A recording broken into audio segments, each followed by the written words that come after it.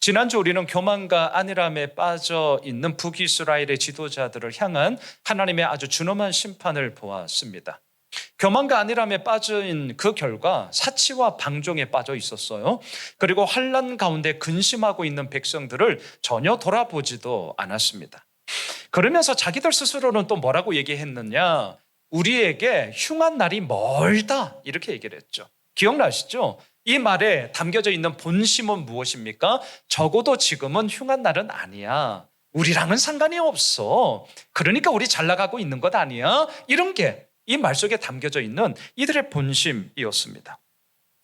자, 그러면서 그들의 삶의 실상은 점점 더 자기 멋대로, 자기 마음대로 하나님을 향한 친밀한 사귐의 자리로 나아간 것이 아니라 포악한 자리로 가까워졌다라고 우리가 지난주 본문에서 함께 보았죠. 자, 자막을 한번 보십시오.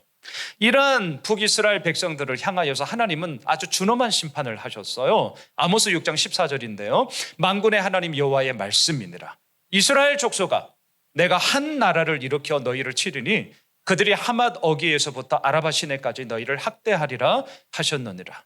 그리고 여기에서 말씀하신 한 나라는 아수르 아니었겠습니까? 아모스가 이 말씀을 선언한 지 대략 40여 년 후 BC 722년에 정말 하나님의 말씀처럼 한 나라였던 아수르에 의하여서 북이스라엘의 패망이 이루어졌다. 이걸 우리는 알고 있죠. 자, 이러한 역사적인 팩트 가운데 이제부터 우리가 보게 되는 아모스 7장부터 아모스는 9장까지 있습니다. 자, 7장부터 9장까지는 하나님께서 아모스에게 보여주신 5가지의 환상으로 이루어져 있습니다. 그 가운데 오늘은 첫 번째 환상, 메뚜기 재앙과 두 번째 환상, 불의 재앙을 보게 될 거예요. 자, 이 환상을 우리가 어떠한 관점으로 보려고 하느냐? 오늘 설교의 제목처럼 어떻게 설이일까? 어떻게 설이일까? 자, 이 질문을 우리가 던지면서 오늘 본문을 통해 과연 무엇을 가지고 우리가 설 수 있는가? 여기에 초점을 맞추어서 오늘 본문을 보도록 하겠습니다. 1절을 보십시오. 1절 같이 읽겠습니다. 시작. 주 여호와께서 내게 보이신 것이 이러하니라. 왕이 풀을 벤 후 풀이 다시 움돋기 시작할 때에 주께서 메뚜기를 지으심에, 여기서 말하는 풀은요, 농작물을 의미합니다. 농작물. 당시 배경에 의하면 첫 번째로 수확한 농작물은 왕과 군대를 위하여 바쳐졌습니다. 그래서 오늘 보면 1절에 보시면 왕이 풀을 벤 후에라는 말이 바로 이 뜻이에요. 다 받쳐졌다는 거예요. 그리고 다시금 풀이, 농작물이 이제 움돋기 시작할 때에, 그럼 이건 누구 거예요? 내 거예요, 내 거. 이게 이제 내 거가 되는 거예요. 여러분, 힘들고 어려운 농사를 왜 짓습니까? 우리가 열심히 일을 하는데 왜 일하시는 거예요? 왕과 군대를 위해서입니까? 자, 이 말을 오늘날로 말하면 나라와 국가를 위하여서 세금 열심히 바치려고 일을 하는 거예요. 물론 성실 납부해야 됩니다. 성실히 납부는 해야 되죠. 하지만 우리 솔직하게 나라에 세금을 많이 내기 위해서 내가 열심히 일한다, 이거 아니에요. 왜 열심히 일을 하냐고요? 나의 자아실현을 위해서. 우리가 왜 열심히 일하냐고요? 지금보다는 좀 더 나은 윤택한 생활을 하기 위해서 우리가 일하는 거 아니겠어요? 백성들도 마찬가지죠. 첫 번째 수확한 이 농작물은 자신이 백성으로서 감당해야 될 납부의 의미가 있기에, 세금의 의미가 있기에 바쳤다고요. 좋아요. 그렇게 해야죠. 하지만 두 번째, 다시 풀이 움돋기 시작할 때에 거두게 되는 것이 이제 내 몫이에요. 이건 다 내 거예요. 얼마나 기대가 됩니까? 사실 이걸 위해서 한 해 농사를 열심히 지은 거거든요. 자, 그런데 이렇게 기대가 될 만한 그 상황 가운데 이게 웬일이에요? 오늘 보면 2절을 보십시오. 메뚜기가 땅의 풀을 다 먹은지라 내가 이르되 주 여호와여 청하건대 사하소서. 야곱이 미약하오니 어떻게 서리이까 하며 최악의 상황이 펼쳐졌습니다. 최악이에요. 이건 최악. 내가 먹어야 할 농작물이거든요. 이거 내 거거든요. 그런데 메뚜기가 다 먹은 거예요. 백성들의 생존이 달려 있습니다. 가장 중요한 농작물이 완전히 다 없어진 절망적 상태가 지금 되어져 버렸어요. 이쯤 되면 뭘 해볼래야 해볼 수가 없어요. 왜? 가장 기본적인 먹을 것 자체가 다 사라져 버렸는데 더 이상 뭘 더 할 수 있겠냐라는 거죠. 할 수가 없어요. 아모스가 이 상황을 너무나 잘 알았습니다. 그래서 어떻게 합니까? 2절에 보십시오. 주 여호와여 청하건대. 마음을 다해 하나님께 간청하고 있습니다. 간청하는 내용이 무엇입니까? 사소서 용서해 주십시오. 야곱이 미약하오니 어떻게 서리이까? 무슨 말입니까? 하나님께서 이 상황을 해결해 주시지 않으시면 백성들의 힘으로는 도저히 설 수가 없습니다. 고로 하나님 살려주세요. 이거죠. 하나님 살려주세요. 오늘 본문 3절을 보십시오. 아모스의 이러한 간청에 하나님께서 응답하셔요. 같이 읽겠습니다. 시작. 여호와께서 이에 대하여 뜻을 돌이키셨으므로 이것이 이루어지지 아니하리라 여호와께서 말씀하셨느니라. 자, 이것이 하나님께서 아모스에게 보여주신 첫 번째 환상, 메뚜기 재앙이었어요. 자, 이걸 좀 기억하십시오. 자, 한편 오늘 본문에 나오는 두 번째 환상, 불의 재앙 역시 우리가 지금 방금 보았던 첫 번째 환상과 구도가 똑같아요. 똑같습니다. 자, 계속 4절을 한번 보십시오. 같이 한번 읽어보시죠. 시작. 주 여호와께서 또 내게 보이신 것이 이러하니라. 주 여호와께서 명령하여 불로 징벌하게 하시니 불이 큰 바다를 삼키고 육지까지 먹으려 하는지라. 불의 기세가 엄청나요. 불을 끄기 위해서는 물로 부어야 돼요. 불을 끄는 것은 물입니다. 불과 물은 상극이에요. 그런데 보세요. 이 불은요, 기세가 얼마나 대단한지 자신을 끌 수 있는 물을, 큰 바다를 오히려 불이 삼켜버리고 있습니다. 그런데 이걸로 멈추지 않아요. 어디까지 갑니까? 우리가 사람들이 디디고 살 수 있는 이 땅, 이 육지까지 이 거센 불이 다 먹으려 하고 있다는 거죠. 뭘 얘기합니까? 앞서 우리가 보았던 메뚜기 재앙과 똑같아요. 사람들이 살 수 있는 근원, 물, 그리고 땅, 이거는 뭘 의미합니까? 우리가 살 수 있는 가장 기본적인 요소를 얘기하는 거죠. 그런데 이게 큰 불에 의하여서 다 삼키워져 버렸습니다. 더 이상 살 수가 없어요. 한마디로 말할까요? 절망적인 상태입니다. 한 줄기 빛이 보이지 않아요. 완전히 깜깜한 흑암입니다. 이 절망적인 상황 가운데 이번에도 아모스는 간청할 수밖에 없었습니다. 계속 자막을 보십시오. 5절입니다. 같이 한번 읽으시죠. 시작. 이에 내가 이르되 주 여호와여 청하건대 그치소서. 야곱이 미약하오니 어떻게 서리이까 하며. 앞서와 똑같아요. 어떻게 달리 할 수 있는 방법이 없어요. 물이 삼키워졌습니다. 땅이 불에 의해 삼키워졌어요. 요즘 뉴스를 보십시오. 특별히 터키. 지금 불 한쪽에서는 불이 그냥 모든 사람들을 삼키고 있고요. 다른 반대편에서는 물이 그 땅을 삼키고 있어요. 터키 한 나라에 지금 심각한 재난이 지금 전 세계를 뒤덮고 있는 걸 우리는 보고 있습니다. 자, 이럴 때 어떻게 합니까? 아모스는 어떻게 하고 있어요? 주 여호와여 청하건대. 정말 온 마음을 다해 하나님께 간청할 수밖에 없어요. 이번에도 간청하는 내용이 무엇입니까? 그치십시오. 이 거센 불의 기운이 우리들을 죽이려 갑니다. 그쳐주십시오. 야곱이 미약하오니 어떻게 서리이까? 달리 말하면 하나님께서 이 상황을 해결해 주시지 않으시면 우리는 도저히 살 수 없습니다. 고로 하나님, 우리 살려주세요. 이거죠. 아모스의 이러한 간청에 하나님이 응답하세요. 계속 자막 보십시오. 6절입니다. 주 여호와께서 이에 대하여 뜻을 돌이켜 주 여호와께서 이르시되 이것도 이루지 아니하리라 하시니라. 자, 이게 오늘 본문의 내용이에요. 자, 저를 보십시오. 지금 처소에서 드리는 예배 드리시는 우리 성도님들, 자, 화면을 보십시오. 저를 보십시오. 메뚜기 재앙과 불의 재앙, 이 두 가지의 재앙의 공통점은 완전한 절망이라는 겁니다. 한 줄기 빛도 없어요. 깜깜한 흑암입니다. 우리 뭘 해보자. 안 돼요. 할 수 있는 게 더 이상 없어요. 먹을 게 사라졌습니다. 마실 물이 사라졌습니다. 디디고 살 땅도 지금 불에 삼키워져 있습니다. 뭘 더 이상 할 수 있습니까? 할 수 있는 게 아무것도 없어요. 아모스가 간청했던 것처럼 야곱이 미약하오니 우리가 어떻게 설 수 있겠습니까? 고로 하나님 살려주세요.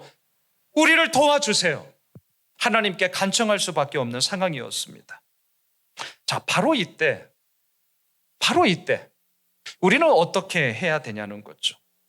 절망과 낙심 가운데 주저앉아 있는 것이 아니라 오늘 설교의 제목처럼 어떻게 해야 하나님의 은혜와 자비하심과 돌보심과 그 이끄심 가운데 우리가 다시금 설 수 있을까? 저는 오늘 본문을 통해 두 가지를 나누려고 하는데요. 첫째, 하나님께서 내게 보이신 것을 붙잡아야 합니다. 둘째, 내가 미약한 야곱인 것을 알아야 합니다. 자, 첫째, 하나님께서 내게 보이신 것을 붙잡아야 해요. 오늘 본문에 나오는 첫 번째 한상과 두 번째 한상은 똑같은 구절로 시작하고 있습니다. 그게 뭐냐면 주 여호와께서 내게 보이신 것이 이러하니라. 이 구절로 오늘 본문이 시작되고 있습니다. 주 여호와께서 내게 보이신 것이 이러하니라. 이 말은요, 하나님께서 내게 보여주셨다 이게 아니라, 이 정도의 의미가 아니라 나로 하여금 보게 만드셨다라는 의미입니다. 다시요, 내게 보여주셨다 이 정도의 의미가 아니라 나로 하여금 보게 만드셨다, 이게 원어의 뜻이에요. 보게 만드셨다. 자, 이 뉘앙스가 좀 느껴지셔야 되는데 이런 거죠. 내게 보여주셨다, 여기에는요, 아모스가 이 환상을 나는 안 볼래, 내가 외면하면 외면할 수도 있다라는 여지가 담겨져 있는 말이 내게 보여주셨다, 이런 말이거든요. 하지만 오늘 본문에 나오는 이 뜻은 나로 하여금 보게 만드셨다는 뜻이에요. 외면할 수가 없어요. 회피할 수가 없습니다. 지금 이 상황에 대해서 직시하게 만드셨다는 거죠. 하나님이 왜 이렇게 하셨을까? 그만큼 중요했기 때문입니다. 하나님이 왜 이렇게 하셨을까? 그만큼 시급했기 때문이에요. 왜 시급했느냐? 우리가 아모스 6장까지 쫙 봤잖아요. 교만과 안일에 빠졌어요. 하나님의 이름을 잃어버렸어요. 자신들의 이름도 잃어버렸어요. 하나님 온데간데 없이요, 자기 자신만을 위해서 살아가는 황망한 상태에 빠져 있었어요. 얼마나 시급한 상태입니까? 이대로 그냥 내버려 두면 이제 끝장나는 거예요. 그래서 아모스가 지금 북이스라엘에 가서 외치고 있는 것 아니겠습니까? 지금 아모스는 자기가 보고 싶은 것만 보고 듣고 싶은 것만 들어서 그걸 가지고 선포하는 게 아니었습니다.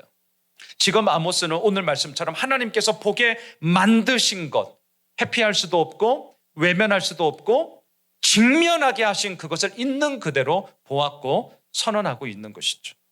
그리고 그 가운데서 간청합니다. 어떻게 서리이까? 우리가 어떻게 이 상황 가운데 설 수 있겠습니까? 하나님의 은혜와 자비와 그 사랑이 아니면 도저히 설 수 없다는 믿음의 고백으로 지금 하나님께 간청하고 있는 것이죠. 자, 여러분, 지금 오늘 본문에 나오는 이 순서를 한번 잘 들여다보시면 좋겠어요. 순서, 그게 뭐냐? 하나님께서 외면하지 못하도록 보게 만드셨어요. 자, 보게 만드셨어요. 보는 게 먼저예요. 보는 게. 이 보는 것을 통하여서 그리고 나서 아모스가 뭘 하느냐? 간청을 한다는 거죠. 이 순서가 중요합니다. 왜 제가 이 말씀을 드리냐면 오늘 이 말씀을 종종 뭘로 끝나버리냐면 이렇게 끝나는 경우들을 제가 본 적이 있어요. 그게 뭐냐? 아모스처럼 간청을 하라 이렇게만 끝내요.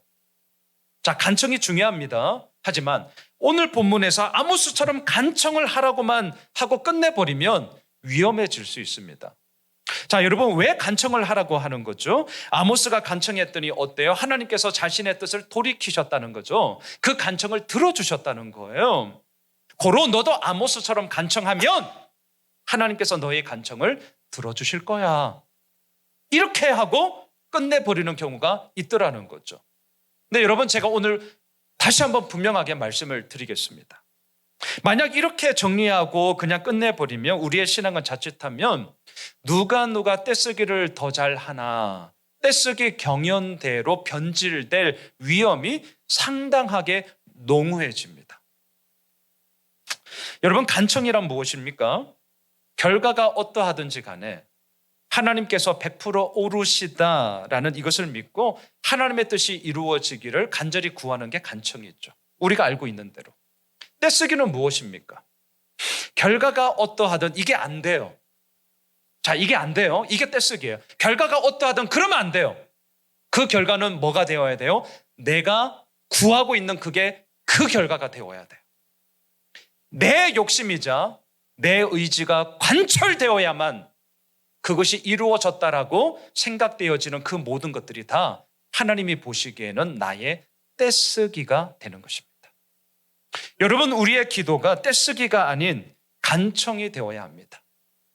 뜻이 하늘에서 이루어진 것 같이 땅에서도 이루어져야 되잖아요. 하늘의 뜻이 우리 가운데, 이 땅 가운데 이루어져야 되는데 때로는 떼쓰기가 되면 뭐냐? 이 땅의 뜻이, 나의 뜻이 하늘의 뜻을 꺾어버리고 하늘에까지 내 뜻이 이루어지기를 원하는 게 뭐냐? 그게 떼쓰기예요. 여러분, 첫째, 오늘 본문에서 절망적인 상황에서 우리는 어떻게 할 수 있는가? 어떻게 하면 설 수 있는가? 하나님께서 내게 보이신 것을 붙잡고 나아갈 때 우리는 다시금 설 수 있습니다. 여러분, 앞으로 보여주실 것이 아닙니다. 이미 내게 보여주신 거예요. 더 정확하게 말하면 보게 만드신 것을 우리는 붙잡고 나아가야 합니다. 제가 종종 말씀드렸습니다. 새로운 것에 대한 갈망이 크다면 그와 버금가게 이미 내게 말씀하여 주신 그 말씀을 기억하라. 이거 정말 중요합니다. 다시요. 내 마음 가운데 새로움에 대한 갈망이 크잖아요. 왜? 말 그대로 새로운 거니까. 얼마나 우리들의 관심을 끕니까? 좋습니다. 새로운 것에 대한 갈망이 크면 클수록, 하지만 반드시 버금가게 이미 내 삶 가운데 허락하여 주시고 오늘 여기까지 이끌어 주신 하나님의 말씀 역시 기억하셔야 돼요. 기억하셔야 돼요. 우리는 대부분 제가 오늘 첫 번째 포인트처럼 하나님께서 내게 보여주신 것을 붙잡으며 나아가셔야 됩니다. 이런 말씀을 딱 들으시면 거의 대부분은 좀 자동적으로 이렇게 반응을 하셔요. 하나님, 그렇기 때문에 내게 보여주십시오. 다시요. 하나님께서 내게 보여주신 것을 붙잡고 나아가십시오. 이렇게 우리가 말씀을 들으면 하나님, 그렇기 때문에 내게 보여주십시오. 이렇게 반응한다고요. 우리 청소년들에게 비전을 가지십시오. 이렇게 하면 대부분의 아이들은 그렇기 때문에 하나님 저에게 비전을 주십시오. 이렇게 반응한다니까요. 그런데 저는 오늘 이렇게 말씀드리고 싶어요. 물론 이게 틀린 건 아닙니다. 하지만 저는 이렇게 말씀드리고 싶어요. 이미 내게 말씀하신 것을, 이미 내게 보게 만드신 것을 기억하십시오. 기억하십시오. 저는 이걸 오늘 말씀드리고 싶어요. 기억하셔야 되고요. 그리고 그것을 붙잡고 나아가셔야 합니다. 저는 교회 개척을 준비할 때, 그리고 지금도 종종 늘 되뇌이는 말씀 두 구절이 있습니다. 자막을 보십시오. 출애굽기 14장 13절 14절인데요. 모세가 백성에게 이르되 너희는 두려워하지 말고 가만히 서서 여호와께서 오늘 너희를 위하여 행하시는 구원을 보라. 너희가 오늘 본 애굽 사람을 영원히 다시 보지 아니하리라. 여호와께서 너희를 위하여 싸우시리니 너희는 가만히 있을지니라. 우리가 너무나 잘 알고 있는 출애굽기 14장 홍해 사건, 저 이 말씀 종종 기억하며 되뇌이고 있습니다. 사람들은 누구나 홍해 갈라지는 기적을 원한다니까요. 근데 문제는 뭐냐? 마음과 생각으로만 원하지 정작 우리의 몸이 홍해 앞에 서는 것을 두려워합니다. 왜? 안 갈라지면 어떡하나 걱정되거든. 이거 지금 우리 얘기예요. 다들 출애굽기 14장을 보면서 홍해 갈라지는 기적을 다 원한다니까요. 그런데 우리의 삶을 정말 우리 정직하게 들여다봅시다. 우리의 마음과 생각은 다 원하지만 정작 우리의 손과 발, 우리의 몸이 그 홍해 앞에 서 계십니까? 아니요. 두려워요. 안 갈라지면 어떡하지? 나 죽는데? 두렵거든요. 그래서 어떻게 하는 줄 아세요? 홍해 앞에 서기 전에 새끼를 보이면 다 빠지죠. 새끼를 보이면 다 빠져요. 그리고 더 영악한 거, 새길에 빠져서 그 길 가면서도 이렇게 기도한다니까. 하나님, 홍해 갈라지는 기적을 주세요. 이거 얼마나 우스꽝스러운 일입니까? 아니, 서야 갈라지는 걸 보든 말든 하지 않겠습니까? 안 서요, 안 서. 교회 개척을 준비했을 때, 그리고 지금도 저 자신에게 늘 되뇌이고 있습니다. 양 목사, 너 홍해 갈라지는 기적 진짜 원하니? 그럼 네가 홍해 앞에 서. 네가 홍해 앞에 서라니까. 두렵니? 두렵지. 안 두려울 사람이 누가 있니? 하지만 두려워도 샛길로 빠지지 말고 홍해 앞에 서. 너에게 주어진 너의 몫을 네가 열심을 다해 한다면 하나님 역시 하나님의 몫에 있어서 당신의 거룩함들, 당신의 일하심을 너의 삶 가운데 행하실 거다. 계속 자막을 보십시오. 또 한 구절, 제가 늘 되뇌이는 구절. 이 구절 때문에 저희 교회 비전을 제가 정하게 된 건데요. 사도행전 3장 6절. 우리 같이 한번 읽으시죠. 시작. 베드로가 이르되 은과 금은 내게 없거니와 내게 있는 이것을 내게 주노니 나사렛 예수 그리스도의 이름으로 일어나 걸으라 하고 나면서부터 한 번도 걷지 못했던 사람. 성전 미문의 사건. 이건 뭐 제가 몇 번이나 말씀을 드렸죠. 구걸하는 사람이 원하는 것은 은과 금이었잖아요. 그리고 아마 베드로와 요한에게도 은과 금이 주머니에 딱 뒤졌을 때 있었다면 제가 정말 장담하건대 다른 사람보다는 훨씬 더 많은 금액으로 적선하고 갔을 거라니까요. 그런데 주머니를 뒤져봤어요. 은과 금이 없는 거예요. 그 사람이 원하는 것은 은과 금인데 은과 금이 없어요. 그럴 때 어떻게 합니까? 은과 금이 없었기 때문에 은과 금이 할 수 없었던, 하지만 생명의 역사가 나사렛 예수 그리스도의 이름을 통하여서 일어나게 된 것이죠. 이게 예수 믿는 거 아닙니까? 이게 오늘도 우리가 예배 드리고 있는 이유 아닙니까? 예, 나사렛 예수 그리스도의 그 이름만이 세상의 유일한 답임을 증거하는 공동체. 제가 이 말씀을 묵상하면서 이거야. 이걸 위해서 우리가 나아가야지. 왜 온통 은과 금의 이야기 속에 함몰되어서 은과 금을 쫓아가 보십시오. 세상에서도 그 얘기 하던데요. 돈을 싫어하는 사람 누가 있어요? 그래서 돈을 쫓아갔네요. 안 잡히는 거예요. 안 잡혀요. 세상에서도 이 얘기 하더라고요. 돈을 쫓아가는 인생 되지 말고 하나님께서 나에게 주신 사명 붙잡고 나아가는 인생 되면 은과 금 필요하면 하나님께서 부어주십니다. 예, 부어주세요. 사랑하는 예수 오메실 가족 여러분, 우리는 기억하셔야 됩니다. 오늘 첫 번째, 여호와께서 내게 보이신 것이 이러하니라. 이미 내 삶 가운데 하나님께서 보게 만드신 그 말씀이 무엇입니까? 기억하십시오. 기억하셔야 됩니다. 절망 가운데 계시다고요? 기대가 꺾이셨다고요? 마음의 좌절과 낭망의 어둠으로 가득 차 계시다고요? 주 여호와께서 내게 보이신 것이 이러하니라. 이걸 붙잡고 우리는 나아가는 것입니다. 이걸 붙잡고 우리는 오늘도 서는 것입니다. 하나님께서 내게 말씀하심으로 오늘 여기까지 오게 하신 그 말씀을 정말 기억하십시오. 그리고 저는 확신합니다. 그 말씀이 앞으로도 우리들을 온전하게 세울 것입니다. 두 번째, 우리가 어떻게 설 수 있는가? 내가 미약한 야곱이다라는 사실을 기억하셔야 돼요. 아모스는 하나님께서 보여주신 한상을 보며 이렇게 간청을 했잖아요. 오늘 보면 2절을 보시면 사소서 야곱이 미약하오니 어떻게 서리이까? 5절에서도 이렇게 얘기했습니다. 그치소서 야곱이 미약하오니 어떻게 서리이까? 여러분, 왜 아모스는 북이스라엘 백성들이 미약하오니 라고 말을 하지 않고요, 야곱이 미약하오니 야곱이라는 말을 썼을까? 성경을 읽으실 때 다시 한번 말씀드려요. 어떤 호칭이 나왔다, 절대로 그냥 넘어가지 마세요. 여기에는 반드시 이유가 있습니다. 오늘 본문도 마찬가지예요. 이들은 북이스라엘 백성들이었어요. 그런데 아모스는 간청할 때 하나님, 야곱이 미약하오니 어떻게 설 수 있습니까? 이렇게 간청했다는 거죠. 왜 야곱이라고 얘기했을까? 그것은 하나님의 주권과 하나님의 선택을 강조하기 위함이었습니다. 이게 무슨 말이냐고요? 이런 거예요. 하나님의 주권으로 선택을 받은 백성이 이렇게 미약하게 되었는데 하나님, 어찌하여 그저 내버려 둘 수 있습니까? 하나님, 하나님의 주권으로 당신의 그 은혜로 선택을 한 이 백성 아닙니까? 메뚜기 재앙으로, 불의 재앙으로 어찌 무너지는 것을 그저 보시려고 합니까? 하나님, 그럴 수는 없습니다. 당신의 그 사랑, 당신의 그 자비가 어디에 간 것입니까? 하나님, 사하여 주십시오. 하나님, 그쳐 주십시오. 하나님의 그 은혜와 사랑만이 이 백성들을 살릴 수 있습니다. 야곱이 미약합니다.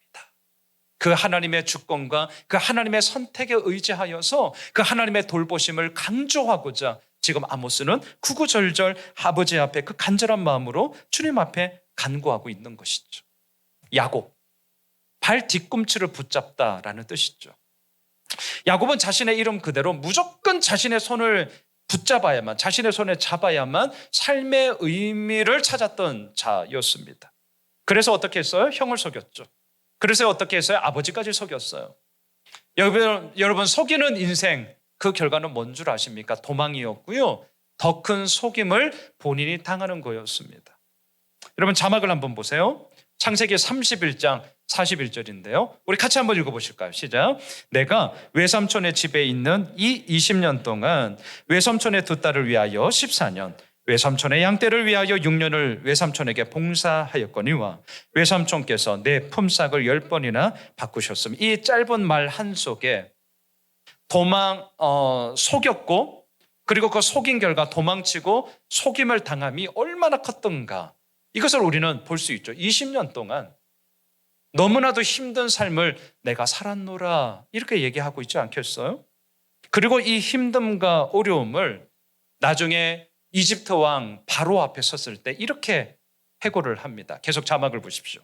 창세기 47장 9절입니다. 같이 읽을까요? 야곱이 바로에게 아뢰되 내 나그네 길의 세월이 130년이니이다. 내 나이가 얼마 못 되니 우리 조상의 나그네 길의 연조에 미치지 못하나 험악한 세월을 보내었나이다 하고 이게 야곱의 삶이었죠. 야곱은 자신의 힘으로 얼마든지 살아낼 수 있다라고 생각했었습니다. 자신의 열심으로 어려움을 뚫고 나아갈 수 있을 거라 생각했었습니다. 하지만 아니에요. 속이는 인생은 더 큰 속임을 당함으로 어려움만 가득했고요. 야곱의 말처럼 험악한 세월이 되었을 뿐이죠. 자, 지금 교만과 안일함에 빠져 있는 북이스라엘 백성들이 바로 이 야곱의 삶을 기억해야 했었습니다. 이걸 기억해야 했어요. 자신의 힘으로 얼마든지 할 수 있다 이게 아니라 하나님의 도움으로 얼마든지 할 수 있다 이게 되어야 했습니다. 자신의 열심으로 어려움을 뚫고 나아갈 수 있다 이게 아니라 하나님의 열심으로 이 어려움을 뚫고 나아갈 수 있다 이게 되어야 했다니까요. 내 손으로 잡아야만 나는 살 수 있다 이게 아니라 하나님의 손에 잡혀야만 내가 온전히 살 수 있다 이게 되어야 했습니다. 여러분 우리도 마찬가지입니다. 한치의 앞도 내다볼 수 없는 상황, 절망과 낙심만이 가득한 상황에서 오늘 말씀의 제목처럼 어떻게 우리가 설 수 있냐고요? 내가 미약한 야곱임을 알 때입니다.